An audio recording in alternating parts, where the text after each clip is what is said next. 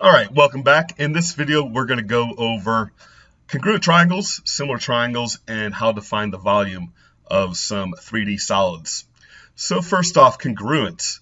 Remember this word congruent means that they are exactly the same, and this is the symbol for congruent. And a lot of times we want to prove triangles are congruent because triangles are the basic building blocks of all other polygons. If you have like a square or a pentagon or whatever shape you can imagine that's made up of straight sides, we can always subdivide it into triangles. So if we can prove things about triangles, that helps us to prove things about many other different shapes. And triangles have three sides, they have three angles. If triangles are congruent, then all six of those parts should match up and be exactly the same. But sometimes we don't have to prove that all six things are the same. We can just prove that three of those parts are exactly the same, and that proves that everything is going to match up. And so we have these different theorems to prove which ones are the same. SSS stands for side, side, side. So S stands for side, and this is telling us that if we have three sides that match up, notice the two marks here means that this side is the same as this side. The one mark here means that this side is the same as this side, and the three marks down here mean that these are the same. So all the sides match up. That means that all the angles are going to match up as well, and these triangles are congruent. The next method is side angle side. So S stands for side, A stands for angle. So we have side angle side. And here we have only two sides that are going to match up. And then if we take this side and this side, it forms an angle between them. And it's saying that that angle that's between the two sides also matches up. Then we know that the triangles are congruent. The third theorem is angle side angle. And this is going to prove that triangles are congruent if two angles match up and a side that's between them. So here's an angle, here's another angle. They match up with these angles. And you can see that the side that's between the two angles matches up, so that those triangles are going to be congruent. And the last method is angle angle side. So notice again we have two angles, but this time the side that's included, or the side that's congruent, is not inside the two angles. It's not between them. It's going to be on the outside. So, it's not this angle that's between them, but it's one of the outside ones. In this case, it's this side and this side that match up. So angle, angle, side, angle, angle, side. Those are going to be congruent. And we can just use these abbreviations AAS when we do this. So those are the four theorems. And let's look at some examples. Now, when you're doing these problems, keep in mind that there is no ASS in geometry. So we did cover all four ways. There's no ass in geometry because here we got an angle, here we got a side, here we got another side, and it matches up with this angle, this side. And if we take this second side and just swing it a little bit, the sides would have the same length, but obviously this triangle at the top is, a lot bigger than the triangle I made on the bottom. They're not congruent. They don't look the same. So there is no ass in geometry.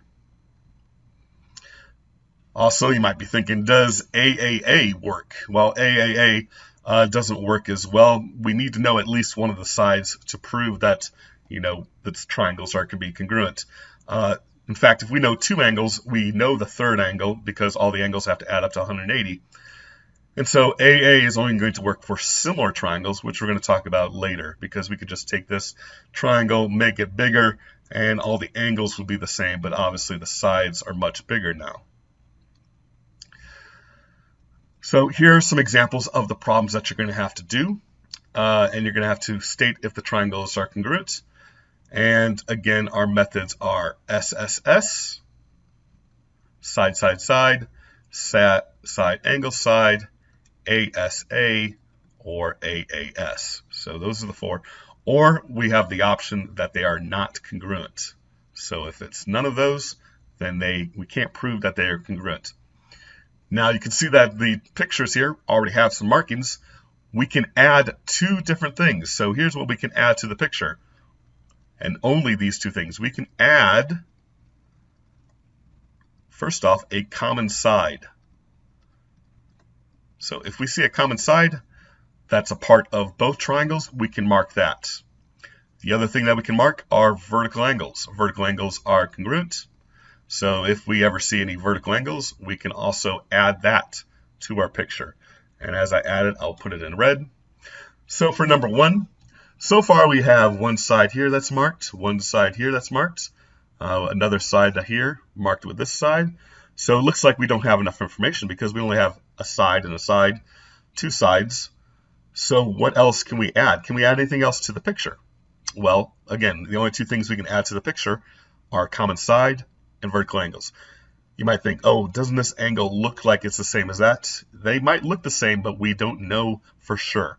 We are doing a geometric proof in a way, and the only thing we can add are things that we absolutely know for certain. And the one thing we do know is that this side here, that's between the 2 triangles, forms both of them. That's a common side. So we can also mark that.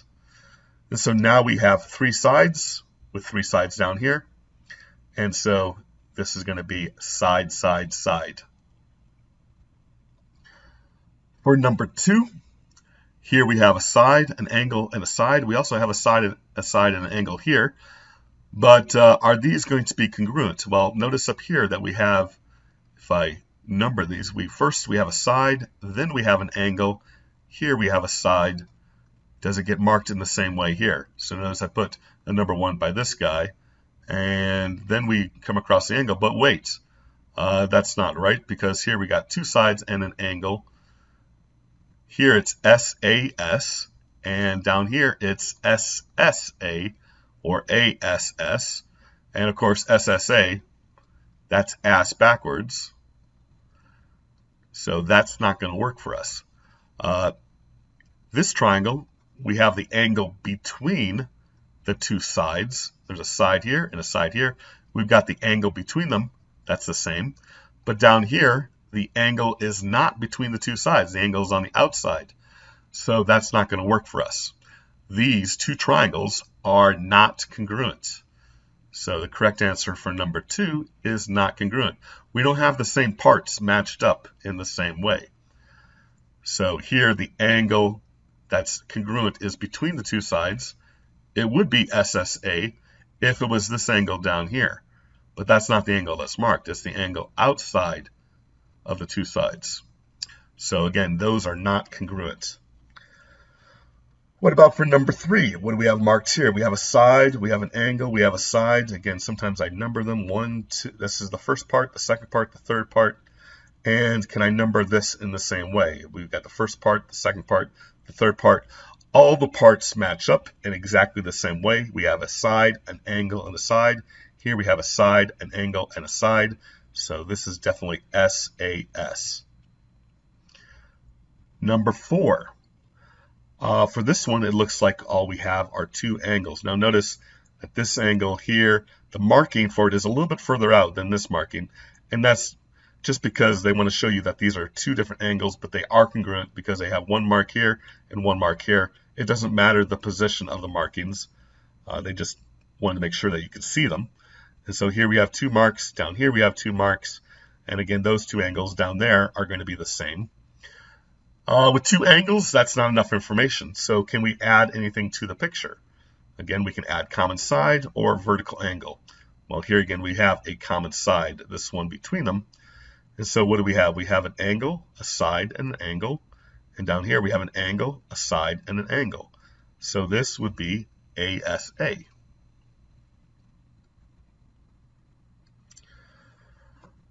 Okay, we got some more examples here that I'm going to go over. So again, just keep in mind the 4 methods are side, side, side, side, angle, side, ASA, AAS.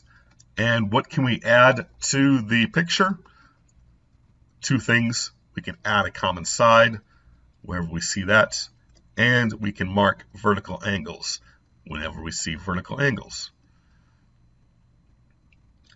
Okay, so for number 5, we have a side here marked with this side here. We have an angle here marked the same as this angle here. Right as it is right now, we don't have enough information. We only have 2 parts and 2 parts. But we have to ask ourselves, can we add anything else to the picture?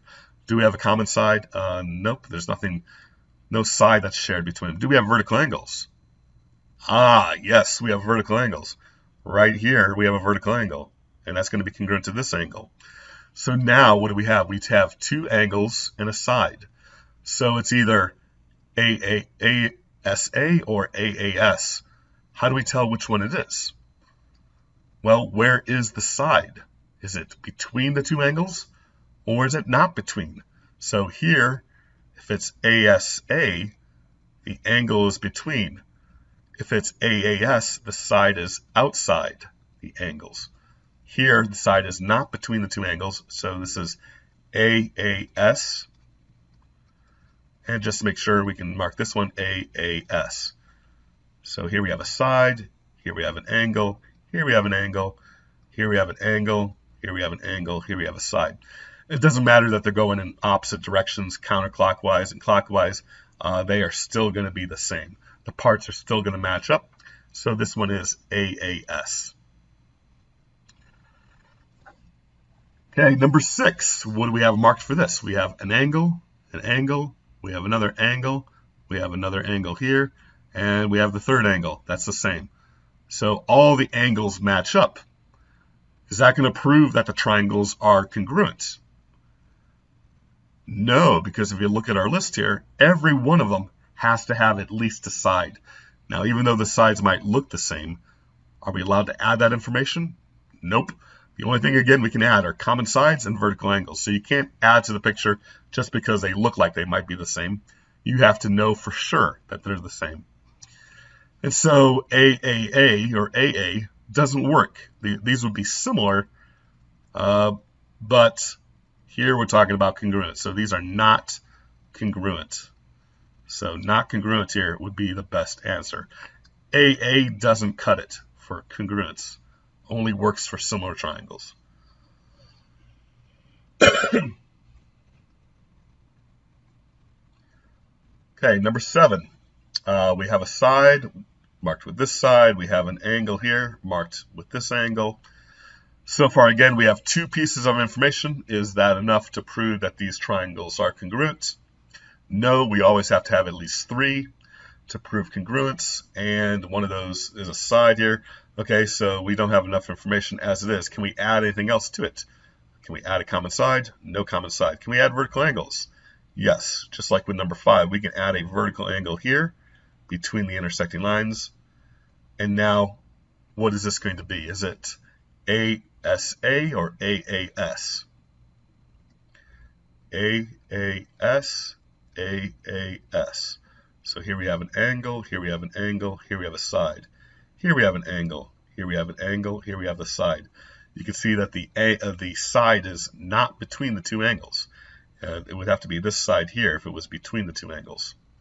It matched up with this side to be ASA. And in number 8, we have a side, matches up with this side. We have an angle, matches up with this angle. We have a side, matches up with this side. Which of these is it going to be? Are these congruent? Yes, they are congruent. These are congruent by SAS. We've got 2 sides and the angle between them. All right, next we're going to talk about similar triangles. And for similar triangles, it means that they do have the same shape, but they're not exactly the same size. So similar triangles have all the same angles, and the sides are going to be proportion. We talked about similar triangles before. This means that we are enlarging or shrinking. We're scaling it up or scaling it down. And so again, we're going to have 3 different theorems. You're not going to see this on your next quiz, but you will see this on the test that I give. So you got some, I didn't want you to get this confused with congruent triangles, so that's why you won't see it tested for a little bit. So we got 3 methods again, SSS, SAS, and AA. So SSS, notice that the triangles are not marked congruent, but we will have 3 sides over here that we know. We'll have 3 sides over here, and we're going to have to see if the sides are in proportion. So what we're going to do is take the small side here, on the left, take it over the small size here. That's 9, 6 over 9. And then we do it for the medium side. That's 8. The medium side over here is 12, 8 over 12. And then here we'd have 10 over 15. And we have to see if all the proportions are exactly the same. Then it has to be all of them here. So if we reduce each of these, we get 2/3. Here we get 2/3. And here we get 2/3. So these are proportional to each other. Basically, we're taking these sides here and multiplying by 1.5 to get these sides here. SAS means we have an angle, and then we have two sides. So here, this side is 6. This side is 3. If we do a proportion 6 over 3, and here is the long side 12, and here's the long side here, it's 6, 12 over 6. Here we get it to reduce, 2 over 1, reduces to 2 over 1. So these would be similar by SAS. And then last, we would have AA. If two angles are the same with two other angles, we know that they're congruent. Of course, the third angle, too, has to match up. But we only need two angles to be congruent. That's why we have no ASA or AAS for similar triangles, because, well, if two angles are the same, we know that everything is going to be the same. The other angle is going to be the same, and the sides have to be in proportion. So here's some problems that we're going to have. And again, we can add common sides. That's not going to help us too much here, but we can also add vertical angles. So we can add this vertical angle. And we have two angles here, congruent with two angles here. And these triangles are going to be similar to each other. This is the symbol for similar, this little wavy sign. So BCD, sometimes they label these. Here's angle B, goes to C, then we go to D. And we want to do the other triangle in the same way. So angle B matches up with this angle B. Angle C matches up with T. And then U is the last angle. So we put the letters in the same order that the first triangle is in, so that all the parts are going to match up. Like BC, this side right here, is going to be proportional to BT, this side right here. All right, what about for number 2? Are these going to be similar?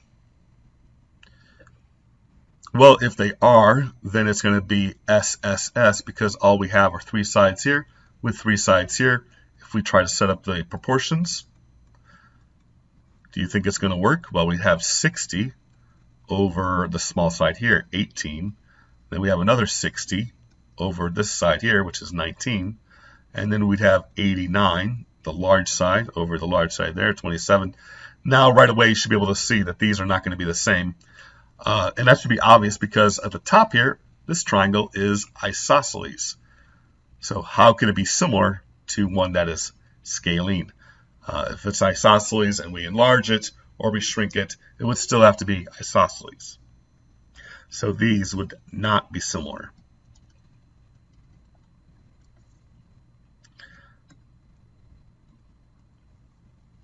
Okay, here's another example. What about for number 3?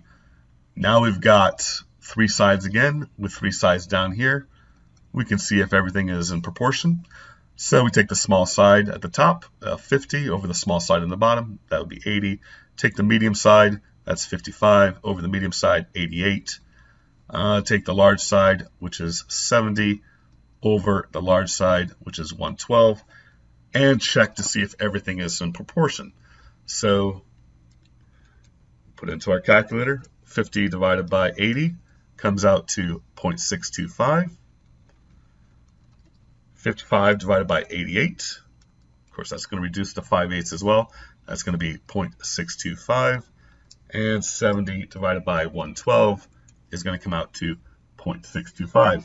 So you got to check all 3 proportions. They do come out. So these are similar by SSS. And triangle EDC is similar to what? Well, where's E? E is this angle here, and then it goes to D. So it's going along the long side, and that matches up with, what is the long side up here? It's 70. Which angle matches up with E? Maybe we should check that out. E is between the short side and the long side. So that's going to match up with F, which is between the short side and the long side. So F is our first letter. And then it's going to go to The long side is FG, and then the last letter is H. So triangle EDC is going to match up with triangle FGH. What about for number 4? Well, it looks like we just have 2 sides here and 2 sides here. It doesn't look like we have enough information, but again, we can add on. The angles here are congruent. So if these are congruent, it's going to be by SAS. We have to test. We have 117 over 27. Does that equal 117 over 27? Well, yeah, it does. So that one should be obvious because we got the same exact numbers. So these triangles are congruent. And there's a couple different ways we could write it. Here we have angle R, and then it goes RST. Well, here the sides are the same, so it doesn't matter. You could call this RLM or RML. Similar to either one, however you label it. Okay. Do a few more examples. Let's skip to number 6 here. What about this one? If these are similar, it's going to be by SSS. We have to check all the sides are in proportion. So we're going to set up a proportion here. We got to test all 3. Take the large side, which is 42, over the large side here, which is 18. Take the medium side, which is 28, over the medium side here, which is 12. And the small side here is 21, over the small side here, which is 9. And check to see if these all come out to be the same number. 42 divided by 18 is 2.3 repeating. And 28 divided by 12, that's also 2.3 repeating, so it's also a good start. And 21 divided by 9, that is 2.3 as well, 2.3 repeating. Again, you have to make sure that all 3 come out exactly the same. So these are similar. So here it went ABC. A was the angle between the long side and the medium side, which is going to correspond to, here it's easy to see what matches up because they're in the same orientation. So we got A, B matches up with K, and C is congruent to J.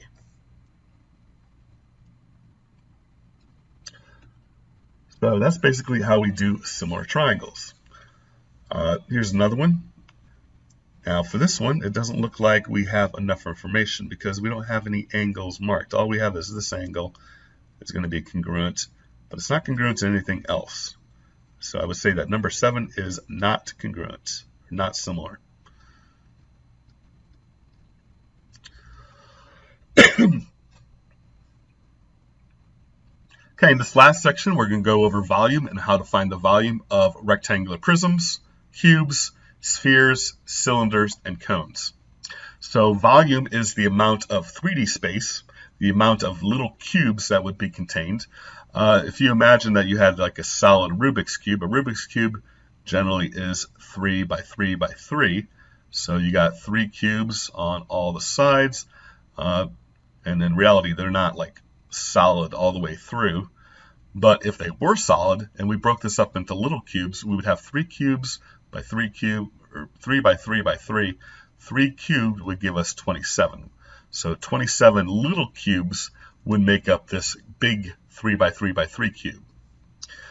And so when we have a rectangular prism, a box, we're going to take the length times the width times the height.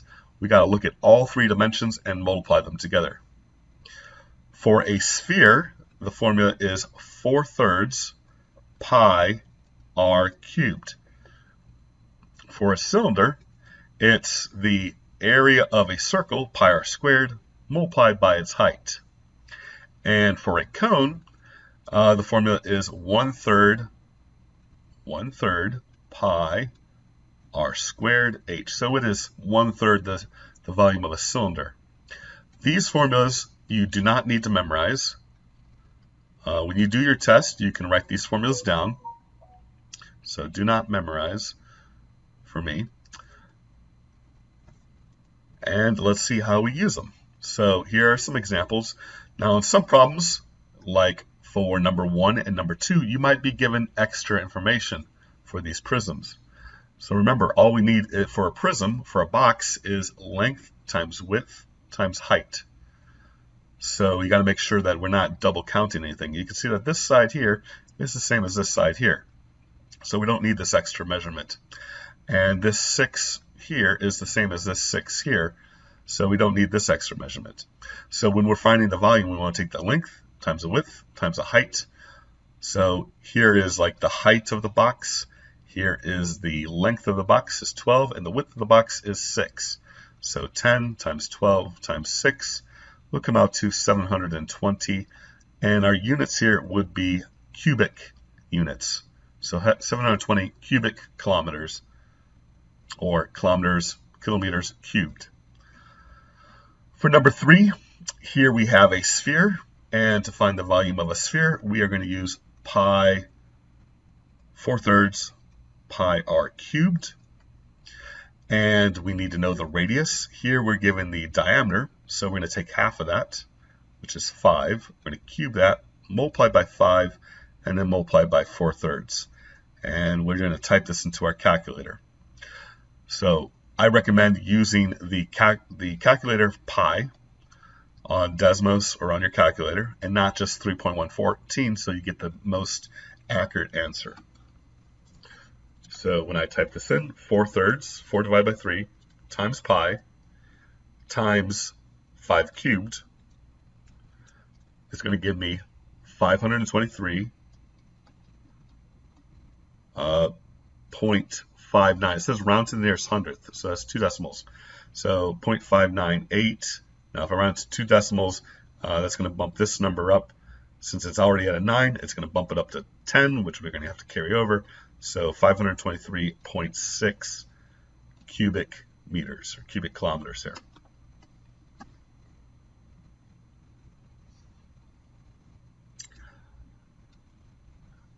The big thing about cylinders and cones is to make sure that you have the correct radius and the correct height.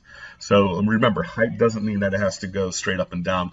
I would suggest finding the radius first, and then that'll help you to find the height. So for number 3 here, this is a cylinder,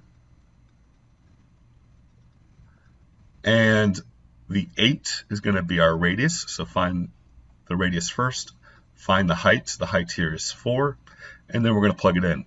And the formula for a cylinder is pi r squared, which is the area of a circle, multiplied by h. So we're going to take pi times the 8 squared multiplied by 4. And that's going to give us 64 times 4 times pi, and that comes out to about 804, 804.25, actually if we round it, because 804.247, which is 804.25 cubic yards. Now for number 6, you can see it's kind of laying the opposite way. It's like a can that's rolling on the ground. Here, find the radius first. What's the radius going to be for number 6? Well, the radius is going to be half this diameter, which is going to be 9, and then the height would be 10. So when we plug it into our formula, it's going to be pi times 9 squared times 10. And then for a cone, number 7 and number 8 are cones. When you do these, the formula is 1/3 pi r squared h. So you can't forget the 1/3. And again, you want to find the radius. So the radius here is going to be half the diameter. So you look for the circular part. Take half of that, in this case, is going to be 4. And the height here is going to be 11. And so when we do the volume, it's going to be 1/3 pi times 4 squared times 11. And if we type that in, what is that going to give us? 1/3, or 1 divided by 3 times pi times 4 squared times 11. I'm getting 184.306, which is going to round to 184.31. And this would be cubic feet, since we're talking about volume here. Number 8, again, big thing is to make sure you pick out the correct things and then plug it into the calculator. So the radius for number 8 is going to be what? The radius is going to be 10. the height now is going along this way, which is going to be 20. So the volume is, again, 1/3, because we have a cone, pi times 10 squared times 20. And what is that going to be? 1/3 times pi times 10 squared times 20. Should come out to 2094.395, which is going to round it to 0.4 cubic meters. All right, so that's it for this lecture. Hope you enjoy, and let me know if you have any questions. Bye!